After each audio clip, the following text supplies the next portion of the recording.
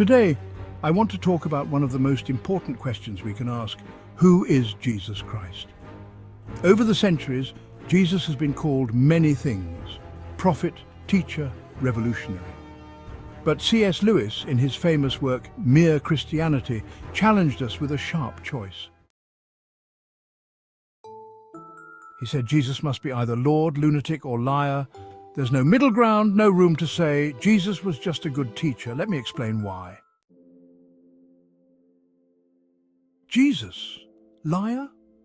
Some claim that Jesus was simply lying about his divine identity. He called himself the Son of God, equating himself with God the Father, John 10:30. He forgave sins, Mark 2:5, something only God can do, and claimed to be the only way to the Father, John 14:6. If Jesus wasn't who he said he was, then he was lying, and not just any lie, but a lie of cosmic proportions. But here's the problem with the liar argument. Jesus' teachings were full of truth, love, and moral goodness. People across all ages, including skeptics, have admired his ethics. Could a liar produce a moral system that has inspired peace, sacrifice, and justice for over 2 millennia? Moreover, if he were lying, he would have had every opportunity to backtrack, especially during his trial before the Romans.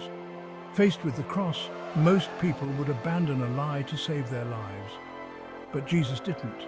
He faced death willingly, and his followers died for their belief in his resurrection. Who dies for a lie they know to be false? Jesus, lunatic? Let's consider the second possibility. Was Jesus delusional, believing he was God when he really wasn't? Could he have been a madman? C.S. Lewis puts it bluntly: if Jesus wasn't telling the truth about his identity, he must have been on the level of someone who thinks he's a poached egg. But when we read the Gospels, we don't see a man out of touch with reality. Jesus showed a remarkable level of wisdom, calm under pressure, and emotional health. He demonstrated compassion, healed the sick, and performed miracles. In Matthew 22, we see how he outwitted the religious leaders, leaving them in awe of his wisdom. Even those who opposed him couldn't deny his brilliance. Additionally, a lunatic doesn't inspire the kind of following Jesus did. A delusional person could not sustain a movement that transformed the Roman Empire, especially when his followers witnessed him crucified, a punishment reserved for the worst criminals. Yet, rather than fading away, this movement exploded after his death. Why? Because something extraordinary happened: his resurrection. Jesus, Lord. If Jesus wasn't lying and he wasn't delusional, then the only option left is that he was telling the truth. Jesus is Lord. The resurrection stands as the ultimate proof of his divine identity. Historically, the resurrection has been investigated by scholars, and while skeptics propose various theories, none explain the empty tomb, the appearances of Jesus to over 500 witnesses, 1 Corinthians 15 verse 6, and the radical transformation of his disciples. These disciples, who once hid in fear, became bold proclaimers of the resurrection. Thomas, famously known for doubting, encountered the risen Christ and exclaimed, "My Lord and my God."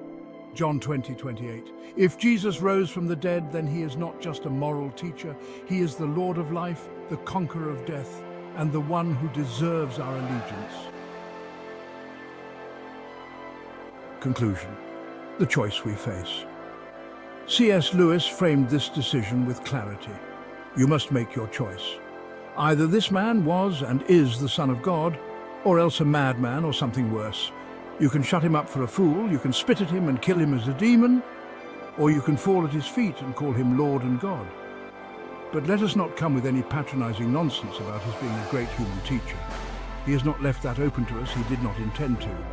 Friends, this choice isn't just an intellectual exercise, it's a personal one. If Jesus is Lord, then he calls for our faith and trust.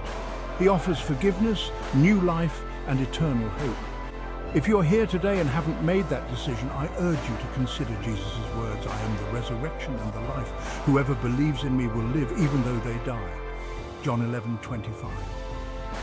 So, who do you say that he is? Lord, lunatic, or liar?